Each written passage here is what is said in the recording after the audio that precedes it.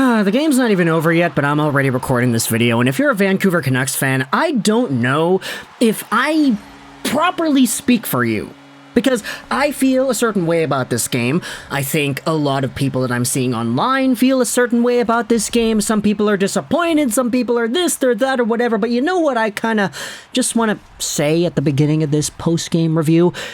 If you're an Oilers fan, just grab some popcorn. I'm not going to try to be the nicest I can be to you guys because you guys got to win. You guys got a Connor McDavid hat trick. Nice to see the guy going out there scoring 700 points in however many few games that he has had. He's a good player. And Oilers fans might tune into this video to see me freaking out about my favorite team. I don't know if I want to say screwing themselves, shooting themselves in the foot, absolutely blowing it up. I don't know if that's completely accurate, because a lot of my attitude throughout this entire game was so bad the entire way through, and a lot of that had to do not because of something that the Vancouver Canucks had control over, but because of the missed Hughes call. I feel like that really was the turning point for everything, and my mood was super sour towards the end of it, and you could see the Canucks start to crap the bed, and ultimately, you know, they lose 5-3. They had a 3-0 lead. They gave up 5 straight goals, which is unacceptable. But there very clearly was a moment in time in the game's life cycle that I feel was the turning point. It was what changed the tides, and I don't know, maybe I'm just not over that. So, the Canucks and the Oilers, as they did last year, they open up their season in Edmonton, and Vancouver gets off to probably one of the most hype starts that I remember seeing out of this team in a regular season ever. I mean, I'm a pretty young dude. I'm 22 years old. I'd only been watching the Canucks since 2011, so I'm not really used to my team doing well on their season openers. They lose most of the time, I feel. But in this game, we had ourselves the first 3 minutes, pretty much, which saw the Vancouver Canucks do what a lot of us wanted them to do, but never really believed was actually possible. Strike quickly, strike fast, and strike in amazing fashion. The first goal of the Vancouver Canucks season is scored about a minute in, and it's Elias Pettersson. He picks off a Dylan Holloway breakout pass off of some pressure by Andrei Kuzmenko. Pettersson comes right in, he's on the right side, he does a little drag on the goaltender, Jack Campbell, and then he does the classic Radam Verbata move, where he dangles right by the guy, he's behind the goal line, but he still kind of just maneuvers the puck in by the post, and he scores. It's 1-0 unassisted goal because he picked off the pass by Holloway. What an amazing goal by Elias Pettersson to start everything for 2022-2023. Then, you give it a minute and a half later, and it's JT Miller. He takes a pass from Brock Boeser, who in turn took a pass from Quinn Hughes, and Miller comes right down the left side, drags it, he does the little kick, and he absolutely snipes it top corner on Jack Campbell. It's 2-0 Vancouver, with about 3 minutes of gameplay into the actual season. Amazing. The Canucks were buzzing for the first 4 minutes of the game with multiple rushes and shots, also with some really good offensive zone time, and then you had yourselves the power play. It's McDavid who goes to the box firstly for cross-checking Elias Pettersson, and even though the power play doesn't work, you still see the movement. Miller, Petey, and Hughes doing what they need to do, and they look very nice. Kuzmenko is on the power play here too, we'll get to him a little bit later in the video. But Thatcher Demko also shows up pretty big in the first period. At about 12:16 left in the first, Quinn Hughes breaks his stick on a breakout pass, which leads to some Oilers pressure, the first sustained pressure of the hockey game, and Thatcher Demko robs Puljujarvi on a cross crease as a result. Petey then comes right in on the left, and he does a beautiful cross-crease pass to Höglander, but he messes up the shot. It should have been a goal, man. Should have been a goal. But Höglander completely whiffs. It goes way wide. Even Louis DeBrusque says that it should have been a 3-0 Canucks lead, as the Höglander shot was such a beautiful one set up by Elias Pettersson. The Canucks also were blocking a lot of shots in the first period. You had Brock Boeser, Horvat noticeably blocking shots, Podkolzin does a nice one as well. Riley Stillman, I thought, had a pretty nice first period, swatting the puck away from McDavid and denying him zone time. The Canucks end off the first period with a few power play opportunities. It's Puljujärvi who goes over to the box, and then you also have yourselves Darnell Nurse, who does an absolutely bold-headed hit on Kyle Burroughs after the period expires. There was a little bit of physicality in this one, I don't want to deny that, and Nurse goes to the penalty box at the end of the first because of it.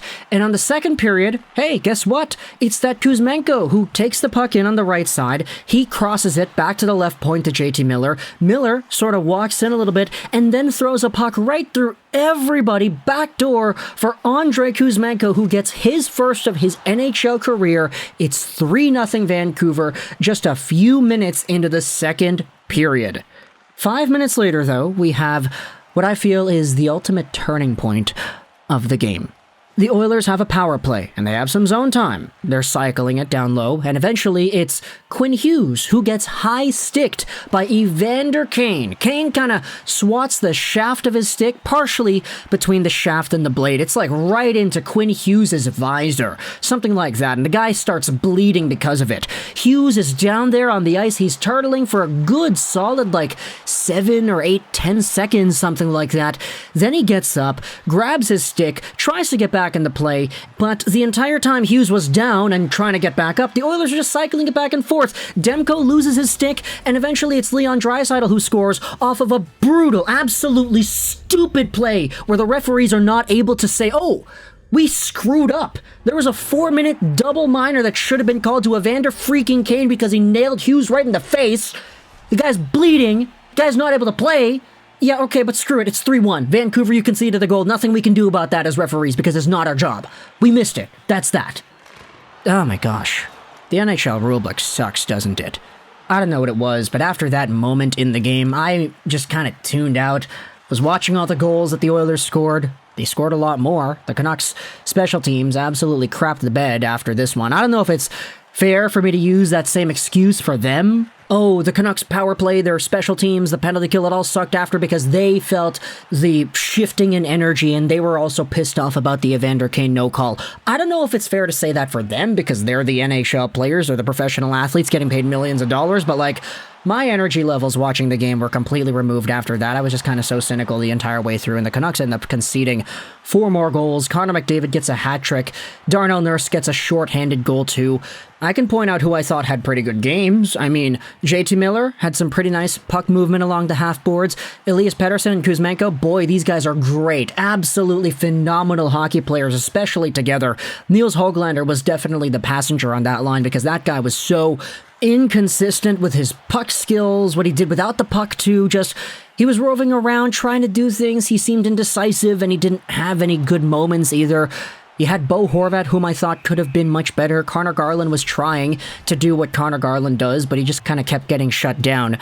Bo Horvat, I thought he could have had a much better game. Tanner Pearson, I felt, was useless as usual. The guy goes out there and draws a penalty, and then guess what? He takes a penalty himself just a few seconds later. How amazing is that? Quinn Hughes was trying his best. He was removed from the game for quite a while after the Evander Kane situation because, yeah, apparently it messed him up pretty badly. He was bleeding, you know? Kind of funny how that wasn't a penalty. How 4 people on the ice, refs and linesmen, all missed it when Evander Kane whacked Quinn Hughes in the face, which caused him to go down with blood on the jersey. How funny is that, referees? I'm not going to go out there and say that the Canucks lost this game because of that, but that moment was the turning point, and the Canucks could not recover. Their special teams looked like the special teams of last year. Sure, the power plays that they got, because they got a lot of them, there were too many men penalties called everywhere. Sure, they looked good with the movement, and the first unit definitely had that pizzazz to their cycling. Hughes, Petey, and Miller were amazing, but the Canucks, man, they got to improve their special teams. It's 1 game out of 82. I get that. Kuzmenko scored a goal. I get that. That's good. Pettersson had a goal too. That's good. I get that. Miller had a goal and he had an assist too. So you're seeing the points rack themselves up. Boeser, Hughes, Miller, Kuzmenko, Petey, all with points. But I don't feel good about this game at all. I don't know. Talk to the comments your thoughts about the Vancouver Canucks and the Oilers game 1. Jack Campbell did come out to play, though, I will say. After giving up 3 goals in the first 21 minutes, he was very solid afterwards. There were many one-timers I feel the Canucks should have been able to bury as well. Petey had a few. Miller had a beautiful pass from Kuzmenko in front, where he had an open net, but he just absolutely whiffed it. He went way too high. And I feel like if the Canucks take a lot of those shots again, like you take those shots 100 times, they're going in maybe 70, 80 times. They kind of messed up several chances on their behalf. But thought of the council your thoughts. I hope you enjoyed this video shows tonight. And I gotta go to bed because I need to sleep this one off. And bye.